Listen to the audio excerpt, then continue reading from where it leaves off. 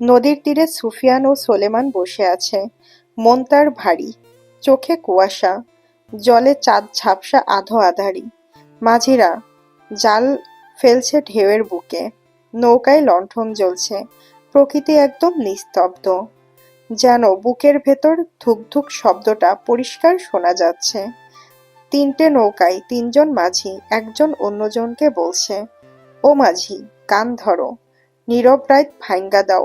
সে মসৃণ কণ্ঠে গান ধরল, হাওয়া বলো কই নিয়া যাও, আমার প্রাণের তরি ভাসাও। প্রেম যদি হয় নদীর ঢেউ, তবু কেন সে তীরে আসাও। চাঁদনি রাতে মন উদাস, তুমি নাই তবু আকাশ ভাসে। জীবনটাও ভেসে চলে তোমার স্মৃতির আশেপাশে। হাওয়া বলো কই নিয়া যাও, আমার প্রাণের তরি ভাসাও। সুফিয়ান নিষ্প্রাণ চেহারা নিয়ে বসে আছে। তার বুকের ভেতর নদীর মতোই ঢেউ উঠছে।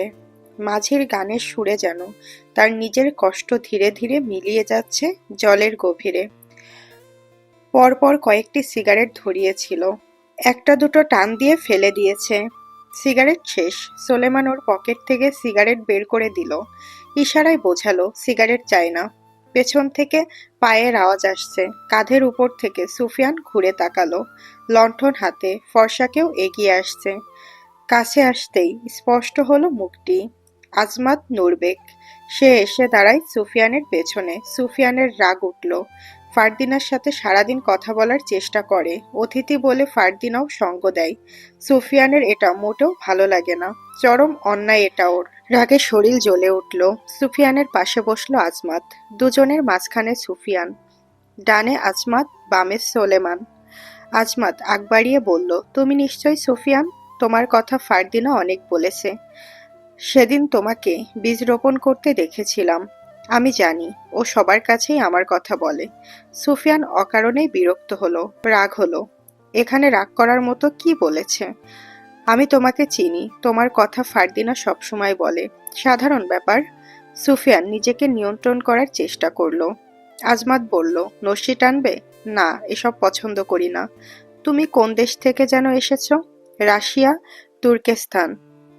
আমি কিরগিজ শহরে থাকি। আমার ছোট্টবেলা থেকেই ঘোরাঘুরি পছন্দ, তাই এখানেও চলে আসলাম। এখানে না আসলে ফারদিনাকে পেতাম না।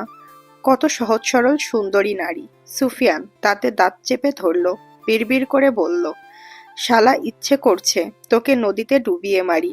কিছু বললে? না। বলছিলাম তুমি সাঁতার কাটতে জানো? হ্যাঁ, তাহলে তোমাকে আর ডুবতে হবে না। মানে? সোলেমান ঠোঁট চেপে হাসল। আজমাত নদীর দিকে দেখল। কিছু নৌকা ও মাঝির দেখা গেল। এরা কি করছে সে বুঝতে পারল না। জিজ্ঞেস করল, ওনারা কি করছে? সুফিয়ান দীর্ঘশ্বাস ফেলে হতাশ ভঙ্গিতে বলল, নদীতে জেলেরা মাছ ধরছে। মানে জাল ফেলছে? ওটা এমন জাল যা দিয়ে তোমাকেও পেঁচিয়ে রাখা যাবে, আর ছুটতেই পারবে না। আজমাত হাসল, আনন্দ পেয়েছে তার কথায়। সুফিয়ান রাগ প্রকাশ করেছে, গাধা, রাশিয়ান বুঝতে পারছে না। সোলেমান সুফিয়ানকে ফিসফিসিয়ে বলল, মনে হয় লোকটা আতপাগল, পুরোটাই পাগল। আপনার নিশ্চয়ই হিংসে হচ্ছে। আমি বুঝি, নিজের ভালোবাসার মানুষটির নাম অন্য কোনো পুরুষের মুখে শুনতে ভালো লাগে না, সে যদি বাবা অথবা ভাই না হয়। সুফিয়ান ঘাসের ওপর শুয়ে পড়ল। তাকে উদ্বিগ্ন দেখে আজমাত বলল, তুমি কোন কারণে চিন্তিত? তুমি জেনে কি করবে? যদি তোমার মনে হয় আমি সাহায্য করতে পারবো, তবে বলতে পারো। পারবে না? বলেই দেখো। সুফিয়ান নীরব, মাথার নিচে হাত রেখে আকাশের দিকে তাকিয়ে রইল। সোলেমান চলে যায়। ওর দায়িত্ব পালনের সময় চলে এসেছে। বাড়ি থেকে খাওয়া দাওয়া করে গ্রাম টহল দেওয়ার জন্য বের হবে। রাত ঠিক 10টার কাছাকাছি। হঠাৎ চাঁদের আলো তলিয়ে গেছে মেঘের আড়ালে। খণ্ডে খণ্ডে মেঘ উড়ে যাচ্ছে। মেঘ উড়ে যাওয়া শেষেই চাঁদের আলো নেমে আসলো। আজমাত নস্যি টানছে। সুফিয়ান জিজ্ঞেস করলো, আজ তুমি এখানে কেন? ফারদিনের সাথে আড্ডা দিলে না? একা একা ভালো লাগছিল না, তোমাকে দেখেছি এদিকে আসতে, তাই আমিও এসেছি। দুটো প্রশ্ন করেছি, একটার উত্তর পেয়েছি। সুফিয়ানের সোজাসাপটা প্রশ্ন। আজমাত নস্যি রেখে বলল, ফারদিনাকে সন্ধ্যার পর থেকে দেখিনি। সুফিয়ান শঙ্কিত হয়ে উঠে বসে। দেখনি মানে? রশিদ চাচা, আদিব, রায়ান তারা কোথায়? তোমার রশিদ চাচা ঘরেই আছেন, চারভার কোথায় জানি। ফারদিনাকে কোথাও পাইনি বলেই বাইরে বের হয়েছি। সুফিয়ান কিছুটা চিন্তিত হলো, এরপর লম্বা একটা শ্বাসের সাথে সমস্ত চিন্তাভাবনা দূর করলো। বলল, রশিদ চাচা যখন ঠান্ডা মাথায় ঘরে আছেন, এর মানে ওরা হয়তো কোনো কাজ করছে। আজমাত সুফিয়ানের রেশ টেনে বলল, এটাই হবে। আচ্ছা, তোমার আর ওর সম্পর্কটা কি, বন্ধুত্ব? সুফিয়ান কণ্ঠ খাদে নামিয়ে বলল, আমি এতদিনে সেটাই ভেবেছিলাম, কিন্তু আজ বুঝতে পারলাম সম্পর্কটা শুধু বন্ধুত্বে নয়, এর চেয়েও গভীরে চলে গেছে। আজ বিকেলে যখন ও জঙ্গলে বসে চিৎকার করলো, তখন বুঝতে পারলাম আমি ওর আর্তনাদ সহ্য করতে পারবো না। আজ সন্ধ্যার পর থেকে যখন ওর দেখা মিলল না, আমি চিন্তিত হলাম। এর মানে আমি ওকে ভালোবাসি। দুনিয়ার প্রতিটি জীবন্ত প্রাণীর মধ্যে ভালোবাসা রয়েছে, তার মধ্যে শ্রেষ্ঠ জীব ভালোবাসাকে সুন্দর রূপ দিয়েছে। আজমাত থেমে কিছু বলতে চাইল। সুফিয়ান বাকি কথা কেড়ে নিয়ে বলল, ভালোবাসাকে সবচেয়ে খারাপ এবং নিকৃষ্টভাবে পূর্ণ করে দেয় সেই মানুষই। এটাই বলতে চেয়েছো তো? আজমাত শব্দ ব্যতীত হেসে মাথা আওড়ালো, হ্যাঁ। আমি এসব প্রেম ভালোবাসা বিশ্বাস করি না। ভালোবাসায় ধোঁকা আর কষ্ট ছাড়া কিছুই নেই। সুফিয়ান বলল, ভালোবাসা আমাদের পূর্ণ করে, ভালোবাসাই আমাদের শূন্য করে। আমি ফারদিনাকে ভালোবাসি, তবে এখনো মুখ ফুটে বলিনি আমি তোমাকে ভালোবাসি। আজমাত উৎফুল্ল হয়ে বলল, এর মানে প্রেম নিবেদন? তুমি ওকে এখনো প্রেম নিবেদন করনি? না। কবে করবে? আমার গোলাপ গাছে পরবর্তী যেদিন গোলাপ ফুটবে সেদিন। সময়টা কবে? অল্প কিছুদিন। যদি গোলাপের পাপড়ি ঝরে যায়, ঝরে যাওয়ার আগেই আমি ওকে বলে দেব। দ্রুত করো, আমি আবার ফিরে যাব রাশিয়ায়। তুমি জানো রাশিয়া থেকে তোমাদের এখানে আসতে আমার 1.5 মাস সময় লেগেছে। আমার দীর্ঘ ভ্রমণ ভালোই লাগে। তুমি ফিরে যাওয়ার আগেই আমি ওকে প্রেম নিবেদন করব। আজমাত আশেপাশে তাকিয়ে বিস্ময়ে বলল, ফারদিনার বাবা, তার ভাইয়েরা তোমাদের সম্পর্ক কি দ্বিধাবোধ করলো? আজমাত? সুফিয়ান বলল, কপালের লিখন। যদি আমার ভাগ্যে তার নাম লেখা থাকে তবে অবশ্যই ওকে পাবো, নয়তো হাজার চেষ্টা করেও পাবো না। তুমি ভীষণ বুদ্ধিমান, তোমার বুদ্ধি দিয়ে একদিন ভালো কিছু করতে পারবে। তোমার চোরদের খবর কি? এখনো পর্যন্ত আমার কথা মতো কাজ করছে। ওরা পরিবর্তন হবে। যারা অন্যের হক ছিনিয়ে মোটা অঙ্কের টাকা হাতিয়ে নেয়, ওরা কি কখনো পরিবর্তন হবে? আমার মনে হয় না ওরা পরিবর্তন হবে। সুফিয়ান আত্মবিশ্বাসের সাথে বলল, আমি যদি এখন মরেও যাই, মৃত্যুর শেষ মুহূর্ত পর্যন্তও বলতে পারবো ওরা ঠিক পরিবর্তন হবে। আমার উপদেশও মনে রাখবে।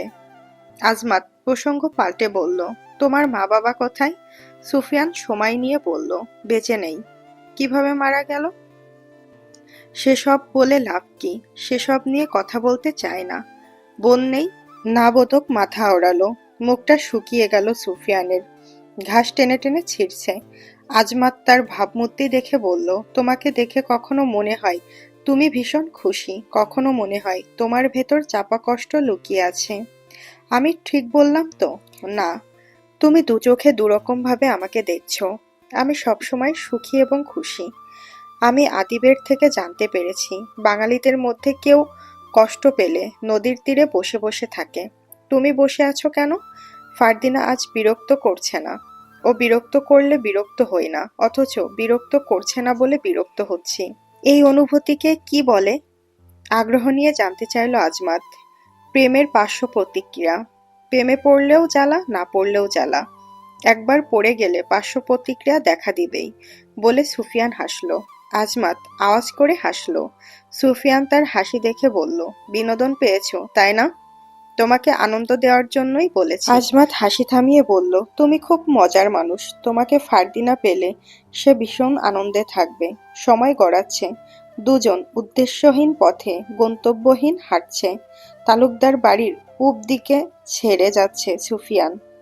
চোখ তুলে কয়েকবার ফারদিনার ঘরটার দিকে দেখছে। অন্ধকার ঘর। ঠিক আছে তো ফারদিনা?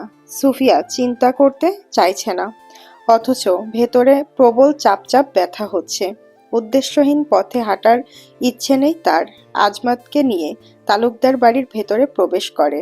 পরিবেশ শান্ত, এতটা শান্ত আগে কখনো ছিল না। আশেপাশে কিছু অনুচারীগণ বসে বসে গল্প গুজব করছে। অশ্বরা হেস্যাধ্বনি তুলছে। পশু প্রাণী যা টের পায় মানুষ তা পায় না। মানুষ শুধু পশুর চিৎকার শুনতে পায়। আজমাত বলল, তুমি ভেতরে যাও, আমি পরে আসছি। সুফিয়ান ঘরের ভেতরে প্রবেশ করলো। ভেতরে অনুচারী দাসী কাউকে দেখা গেল না। রশিদ তালুকদার বসে আছে বৈঠকখানায়। কুদ্দুস তার পাশেই দাঁড়ানো। সুফিয়ান গলায় কাশি দিয়ে রশিদের দৃষ্টি আকর্ষণ করলো। উনি বলল, সুফিয়ান যে, আয় বস। সুফিয়ান বসে, চারিদিকে দেখলো। কি ব্যাপার, এই রাতে তুমি? কিছু দরকার? না, অভিযোগ নিয়ে এসেছি। সুফিয়ানের উদ্দেশ্য ফারদিনা। সে কোথায়? ঘর অন্ধকার কেন? এসব বলা যাবে না, আজ মিথ্যা বলতে হবে। শুক্রবার, অত্যন্ত গুরুত্বপূর্ণ দিন। রাত এখনো 12টা ছুঁয়ে যায়নি। রাত এখনো পর্যন্ত শুক্রবারে আটকে আছে। সুফিয়ানের দ্বিধাবোধ হলো। রশিদ তাকে চুপচাপ দেখে বলল, এ কি, চুপ করে আছিস কেন? টাকা পয়সা দরকার? জমি দরকার? তুই তো আমাদের গ্রামের পূর্ণ নিয়ে এসেছিলিস। তুই মানে বরকত। যে জমিতে হাত দিস ফসল ফলে যায়। বলে হো হো শব্দে হেসে উঠল। সুফিয়ান বলল, হ্যাঁ, জমির বিষয়ে কথা বলতে আসছিলাম। আমি 4 জনকে জমিতে চাষ করে আয় করার উপায় তৈরি করে দিয়েছি। ওরা আমার জমিতে চাষ করছে। আমার কাজটা ওরাই করে দিচ্ছে। আমি বেকার ঘুরছি, তাই ভাবছিলাম আপনার থেকে আরো কিছু জমি বরাদ্দ নিয়ে চাষ করি। রশিদ টান চোখে সুফিয়ানকে দেখল। সুফিয়ানের দৃষ্টি অস্থির। রশিদ একরকম প্রশ্রয়ের হাসি দিল। বলল, তোর মতো কর্মঠ ছেলেই দরকার প্রতিটি ঘরে ঘরে। তুই আগামীকাল থেকে আমার পশ্চিমের খালি জমিটাতে চাষ করবি। সুফিয়ান নীরব দর্শকের মতো রশিদের আড়ালে এদিক ওদিক দেখছে। রশিদ কুদ্দুসকে লক্ষ্য করে বলল, অতিথি এসেছে, চা নিয়ে আয়। এটাও কি বলে দিতে হবে, হতচ্ছাড়া? কুদ্দুস মাথা নিচু করে চলে গেল। সুফিয়ান আরো কিছুক্ষণ থাকার সুযোগ পেল। যতক্ষণ না চা আসছে, পান করা হচ্ছে, ততক্ষণ ফারদিনার জন্য অপেক্ষা করা যাবে। চা খেলে ঘুম হবে না। আজ ঘুম এমনিতেও আসবে না। চা খেলে দোষের কিছু হবে না। জেবুন্নেসা পানের থালা নিয়ে বৈঠকখানায় উপস্থিত হলো। সুফিয়ানকে দেখেই জেবুন্নেসার মুখ শক্ত হয়ে গেল। ঠোঁটের কোণে হালকা বিদ্রূপের রেখা। চোখে এক ফোঁটা উষ্ণতাও নেই। যেন সে মানুষ নয়, কেবল বাতাসের কোনো অবাঞ্ছিত ছায়া। সুফিয়ান জেবুন্নেসাকে সালাম দিল। জেবুন্নেসা ঠোঁট কেচে হালকা হাসি নিয়ে বলল, তুমি নিশ্চয় ফারদিনার খোঁজ করতে এসেছ? রশিদ কৌতূহল নিয়ে বলল, ওর খোঁজে আসবে কেন? জেবুন্নেসার মুখ থেকে বেরিয়ে গেছে, ফারদিনার কথা বলতে চায়নি, আদিবের কথা বলতে চেয়েছে। হেসে উড়িয়ে দিয়ে বলল, আদিব, আদিবের কথা বলছিলাম। ওরা তো ভালো বন্ধু। আদিবের সাথে একজন রাখালের বন্ধুত্ব মানে কি করে সম্ভব? কোথায় ও, আর কোথায় তুমি? তার ওপর শুনেছি একটা অশ্ব কিনেছ, চুরি টুরি করেছে না তো? বলে পান মুখে দিল। সুফিয়ান রেগে গেল। সে বয়সে বড় না হলে এতক্ষণে তির্যক কণ্ঠে জবাব দিত। নিজেকে সামলানোর চেষ্টা করলো, হলো না, ব্যর্থ হলো। উচ্চস্বরে জবাব দিয়েই দিল। বলল, আমি হালাল টাকা আয় করি, অন্যের হক ছিনিয়ে নেই না। আদিব আমার সাথে বন্ধুত্ব করতে এসেছিল, আমি না। ধনী গরিব, জাত বেজাত, এসব দেখে কখনো বন্ধুত্ব কিংবা ভালোবাসা কোনোটাই হয় না। তুমি বলতে চাইছো আমরা অন্যের হক ছিনিয়ে নিয়ে খাই? সুফিয়ান বসা ছেড়ে দাঁড়িয়ে বলল, যে যেমনটি করে সে অন্যকে নিয়েও তেমনটি ভাবে। আপনারা বোধহয় চুরির আয় করেন, তাই বললেন। আমি না। থেমে রশিদের দিকে তাকিয়ে বলল, চাচা আজ চলি, মাথাটা রাগে ধরে গেছে। আগামীকাল আসবো বলে বিক্ষুব্ধ হয়ে ঘর থেকে চলে গেল। রশিদ কোনো জবাব দিল না, হাঁ হয়ে তাকিয়ে রইল। জেবুন্নেসা বলল, ও আমাকে অপমান করে চলে গেল, আর তুই চুপচাপ শুনলি, তোর বোনের অপমান সহ্য করলি? রশিদ কঠিন গলায় বলল, বাপের বেটা সুফিয়ান, কি হিম্মত ওর! জমিদারের বোনকে তার সামনেই কথা শুনিয়ে গেল। কি সাহস ওর! সারা দেশ খুঁজলেও ওর মতো ছেলে পাওয়া যাবে না।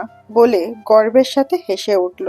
ভাই, তুই বদলে গেছিস, আমাকে কতগুলো কথা শুনিয়ে গেল, আর তুই হাসছিস? তুই ওর আত্মসম্মানে আঘাত দিয়ে কথা বলবি, আর ও চুপচাপ থাকবে? আমরা অন্যকে 4টে কথা শোনাতে পারবো, আর সে জবাব দুটো শোনালেই দোষ?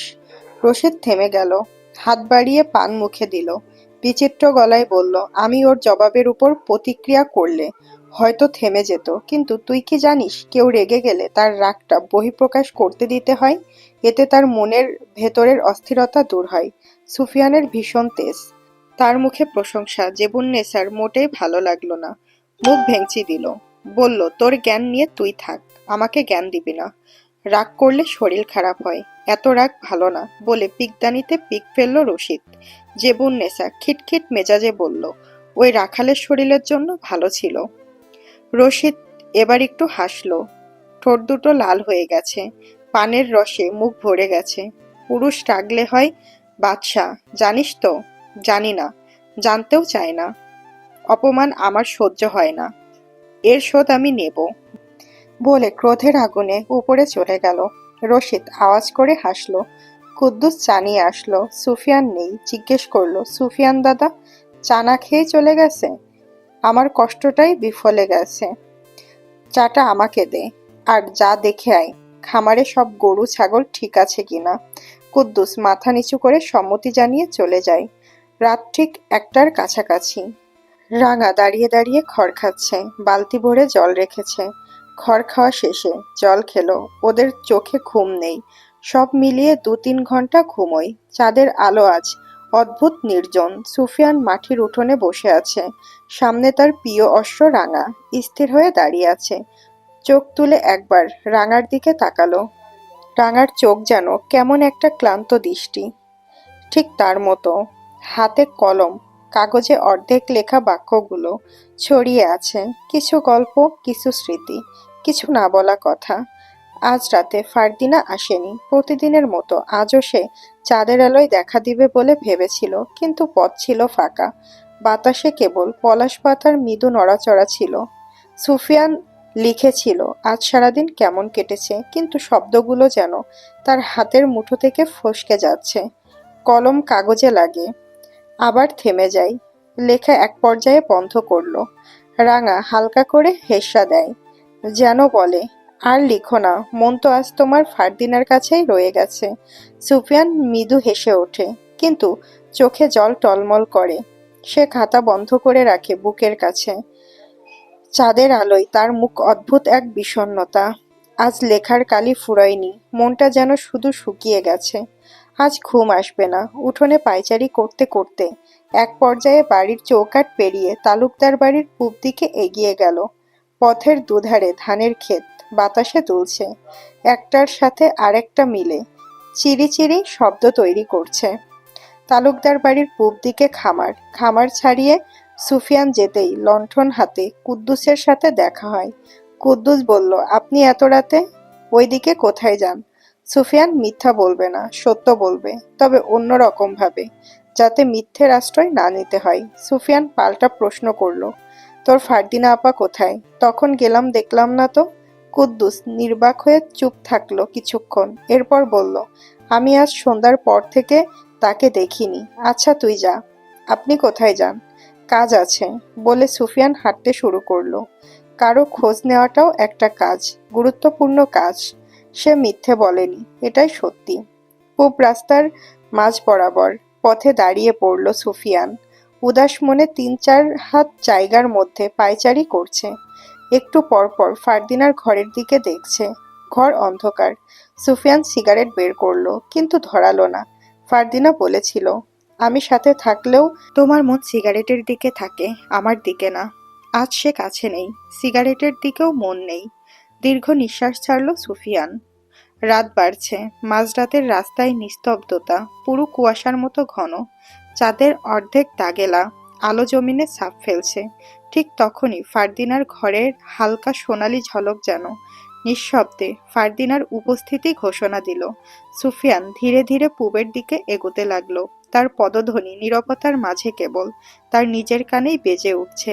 বাতাস শীতল, আর মাঝে মাঝে শুকনো পাতা হুচট খেয়ে পড়ছে পথের ধারে। আকাশে তারা যেন তার অপেক্ষার সঙ্গী, আর ঘরের জানালার আলো তাকে এক মৃদু অনুপ্রেরণা দিচ্ছে এগিয়ে যাওয়ার জন্য। কৌশলে দেখবে ফারদিনাকে, বাড়ির পেছনে পৌঁছালো সুফিয়ান। দোতলার ফারদিনার ঘর। প্রাচীর টপকে উপরে ওঠা কষ্টকর। প্রাচীর উঁচু। এদিক ওদিক তাকিয়ে ভর দিয়ে ওঠার মতো শক্ত কিছু খুঁজল।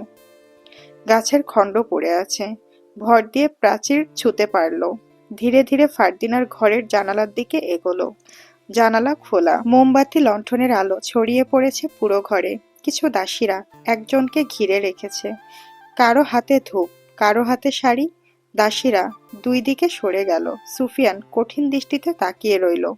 ওদের মাঝে ফারদিনা বসে আছে। শরীর ভেজা, চুল থেকে টপ টপ করে জল পড়ছে। একজন দাসী চুল মুছিয়ে দিচ্ছে। চুল মোছা শেষে সরে যায়। আরেকজন চুলে ধূপ ধোয়া দিচ্ছে। ফারদিনা মাঝরাতে গোসল কেন করেছে? শীতের সময়ে প্রতিদিন কেউ গোসল করে না। শীতের রাতে গোসল করা তো বোকামি মাত্র। যার মাথায় সমস্যা আছে একমাত্র সেই করবে। একজন দাসীর কণ্ঠস্বর ভেসে আসলো, কি তুমি খুশি তো?